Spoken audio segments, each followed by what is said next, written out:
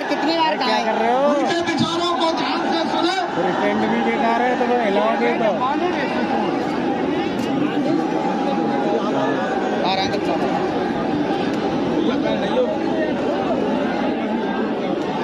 लीजिए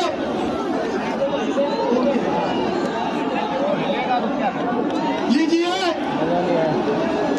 सिक्योरिटी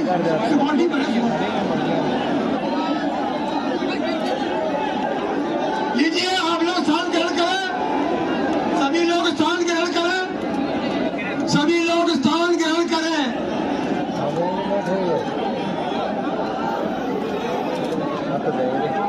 सभी लोग स्थान करें। एक कोई भी भेंट नहीं दी जाएगी।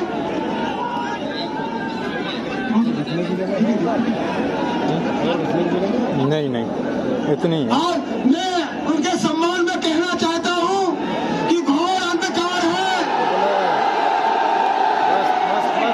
घोर अंधकार है। प्रकाश मानता है देश। पतझड़ छाया मधुमास मानता है देश। कुर्बानियों का एहसास मानता है देश। अब पूरा देश अखिलेश यादव को मानता है देश। इसलिए मैं कहना चाहता हूं। लाओ नहीं बाबा यार बहुत बहुत धन्यवाद। इस चुनावी जनसभा के हमारे अध्यक्ष श्री खुशीराम निषाद जी, पार्टी के जिला अध्यक्ष राजवीर सिंह जी, समाजवादी पार्टी के प्रत्याशी दिव्यापुर से प्रदीप यादव जी, दूसरे हमारे प्रत्याशी औरैया के जितेंद्र दोहरे जी, मंच पर उपस्थित महेश सारे जी, इरशाद खान साहब और बहुत बड़े व्यापार कर्मचारी संगठन के हमारे अध्यक्ष हरकिशोर तिवारी जी, अवधेश भूरिया जी, समरत पाल जी, रुक्मणी देवी जी, कैमरे के आगे आ रही है। रुक्मणी देवी निषाद, आवाज रोकनी जाके है पल्लवी पाल जी, अपने चित्र अनूप कर रहे हैं आप तो है अंकल जी। डॉक्टर भजन मत रख पाठक जी। इसलिए हम आपको भरोसा दिला जा रहे हैं, चाहे मंडी ठीक करनी पड़े, खरीद केंद्र बढ़ाने पड़े, गुस्सा आ रही है। समाजवादी सरकार बनेगी तो अपने किसानों की एमएसपी पर हर फसल की खरीद करने का काम समाजवादी सरकार में होगा। अभी तक तो 500 रुपए दे रहे थे समाजवादी पेंशन, 500 रुपए, लेकिन पार्टी ने तय किया है कि सरकार बनेगी तो महीने के 1,500 और साल के 18,000 रुपए महिलाएं और हमारे गरीब परिवार है उनकी मदद करने का काम करेंगे। ये हमारे बीएड टेट वाले लोग हैं, न जाने कितने दिनों से आंदोलन कर रहे थे। आंदोलन करते करते इनकी किसी ने सुनवाई नहीं की। समाजवादियों ने तय किया है कि सरकार बनने के बाद इनकी समस्या को समाधान करते हुए इन्हें नौकरी देने का काम भी समाजवादी लोग करेंगे। भाई 69,000 वाले बहुत आंदोलन किया उन्होंने, लगातार अपमानित होते रहे, लाठी खाते रहे। इस सरकार ने नहीं सुनवाई की। उन्हें जो आरक्षण मिलना चाहिए था वो मिल जाना चाहिए था, वो नहीं दिया, भेदभाव हुआ। इसलिए समाजवादी पार्टी ने तय किया है कि 69,000 वाले उनके साथ जो भेदभाव हुआ है उस भेदभाव को खत्म कर करके उन्हें नौकरी और सम्मान देने का काम भी समाजवादी सरकार में होगा।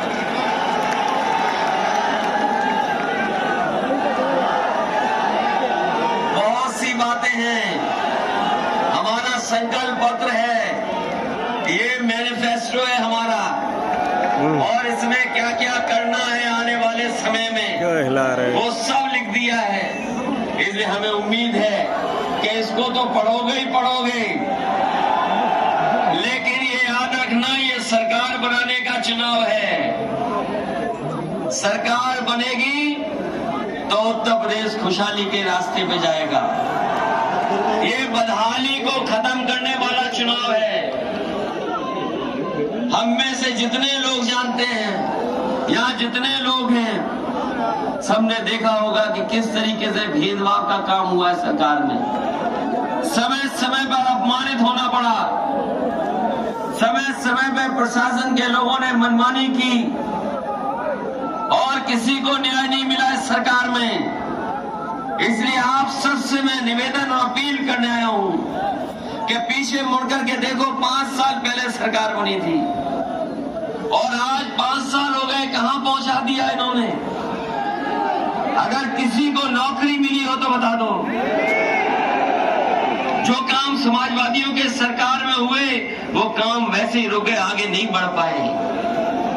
ये बुंदेलखंड एक्सप्रेस वे न जाने कितने दिनों से बना रहे हैं, 5 साल हो गए, अभी भी नहीं बन पाया।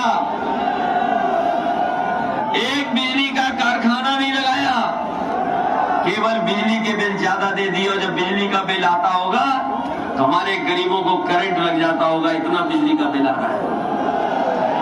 जो जानवरों की समस्या का समाधान करने के लिए भरोसा दिलाया, वो कहां समस्या का समाधान हो पाया। न केवल समाधान ढूंढना चाहिए था सरकार को, बल्कि हमारे किसानों की खेती भी बचानी थी। तार लगाने पड़ गए कि नहीं पड़ गए तार,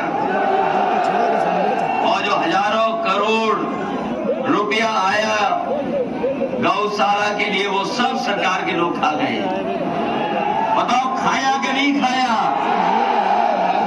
और जो हमारे बाबा मुख्यमंत्री जी का प्रिय जानवर है वो सड़कों पे टक्कर मार रहा है कि नहीं मार रहा है।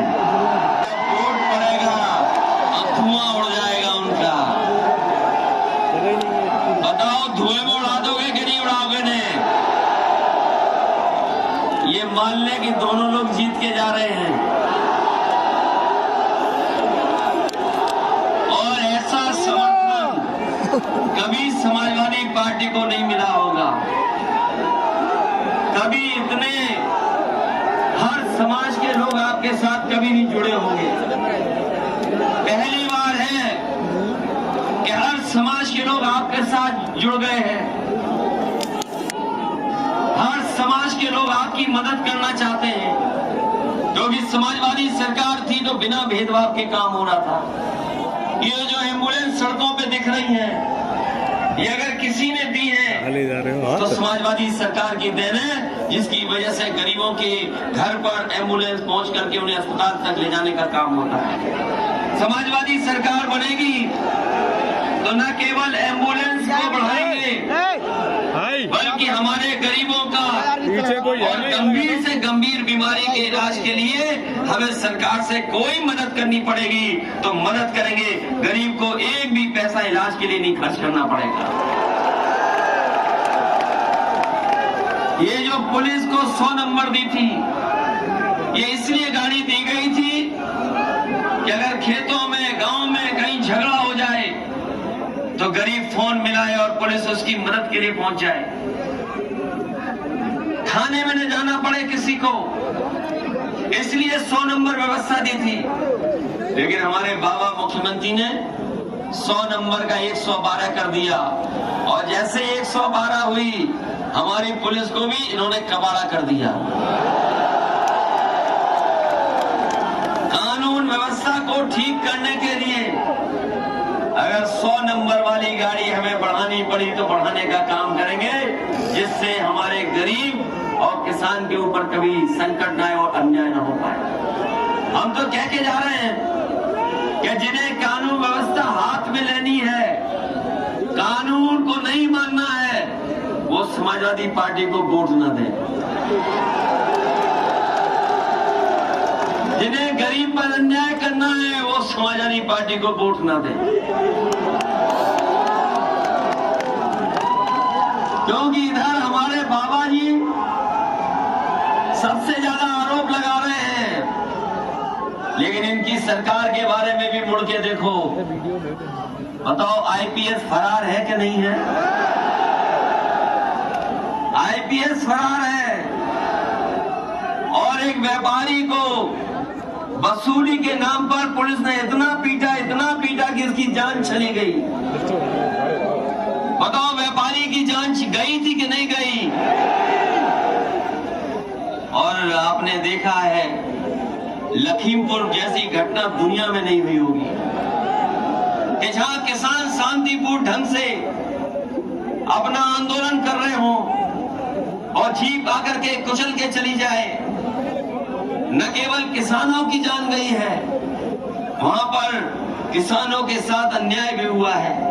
अगर कहीं देश में ऐसी कहीं घटना हुई हो तो बता दो हमें। और हमारे बाबा मुख्यमंत्री इसलिए कानून व्यवस्था के बारे में ज्यादा चर्चा करते हैं क्योंकि जब वो सुबह उठते हैं और शीशे को देखते हैं, जो उन्हें दिखाई देता है उसी के बारे में सुबह से लेकर के शाम तक वही चर्चा करते हैं। बताओ, देश में कोई मुख्यमंत्री है जिसके ऊपर इतने मुकदमे रहे हों? ये पहले मुख्यमंत्री थे जिन्होंने अपने भी मुकदमे वापस लिए। इसलिए नए उत्तर प्रदेश को बनाने के लिए हम आपसे मदद मांगने आए हैं, सहयोग मांगने आए हैं। ये सरकार बनाने का चुनाव है कि नहीं है? और अगर आप चाहते हो कि उत्तर प्रदेश में एक्सप्रेस वे जैसी चीजें बने, आप अगर चाहते हो कि अस्पताल से लेकर के एम्बुलेंस की व्यवस्था सुधर जाए, अगर आप चाहते हैं कि पढ़ने के लिए नौजवानों को आगे बढ़ाने के लिए नौकरी के साथ साथ आज के समय पर जैसी पढ़ाई की जरूरत है, अगर लैपटॉप भी देना पड़े तो देंगे, और अगर हमें संस्था बना करके अपने नौजवानों को ट्रेनिंग दे करके उन्हें अच्छे रोजगार और नौकरी देने का काम करना पड़ेगा तो हम लोग करने का काम करेंगे। मुझे याद है कि बंबई में मुझसे बड़े बड़े उद्योगपति मिले थे और वो चाहते थे कि आपके यहाँ पर भी हम प्लास्टिक सिटी बना दें। इधर जिस तरीके से प्लास्टिक के सामान का बाजार बढ़ा है, प्लास्टिक का दाना होने के बाद भी यहाँ पर एक भी कारखाना नहीं लग पाया है, और कारखाना नहीं लगा उसकी वजह से हमारे तमाम लोगों को जिन्हें नौकरी और रोजगार मिल जाता वो नहीं मिल पाया है। आखिरी समय पर हम लोगों ने शुरू किया था प्लास्टिक सिटी बनाना, लेकिन हम आपको भरोसा दिला के जा रहे हैं, जो काम शुरू किया था इस बार सरकार बनेगी तो पहले दिन से ही प्लास्टिक सिटी को बना करके यहाँ पर कारखाना उद्योग लगा करके अपने नौजवानों को नौकरी रोजगार देने का काम होगा। और मैं कहना चाहता हूँ कि हमें कोई भी सब्सिडी देनी पड़ेगी, और अगर हमें विशेष उनके लिए सहयोग देना पड़ेगा तो सरकार के नियमों को बना करके उनकी मदद करने का काम करेंगे, जिससे यहाँ पर प्लास्टिक सिटी बन करके तैयार हो जाए। जो सामान दूर से आता है वो सामान यहीं से पूरे उत्तर प्रदेश और देश के बाजार में जाने का काम हो। हमारे तमाम बंजारे समाज के लोग हैं, नायक समाज के लोग, और मैं देख रहा हूँ बीन दिखा के हमारे सपेरे भी हमें याद दिला रहे हैं। हमने बंजारा समाज के और अपने सवेरे समाज के लोग, जो समाज के सबसे गरीब लोग हैं, यहाँ से शुरुआत कर करके अगर हमें लोही आवास जो 3,45,000 का दे रहे थे, अगर आवास से लेकर के पेंशन या और कोई सुविधा देनी पड़ेगी तो सबसे पहले अपने इन समाज के लोगों को देने का काम समाज सरकार ने।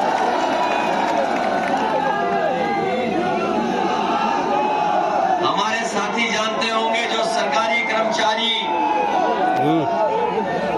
इनकी बहुत पुरानी मांग थी कि पुरानी पेंशन बहाल हो जाए।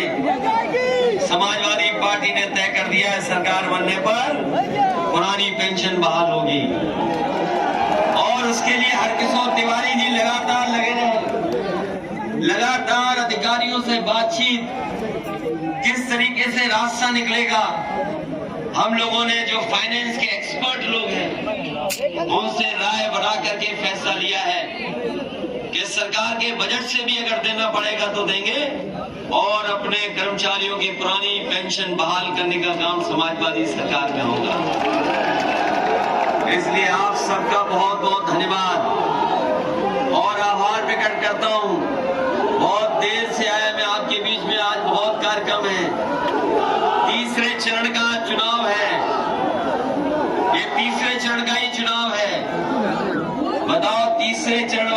सबसे आगे पहुंचोगे कि नहीं पहुंचोगे?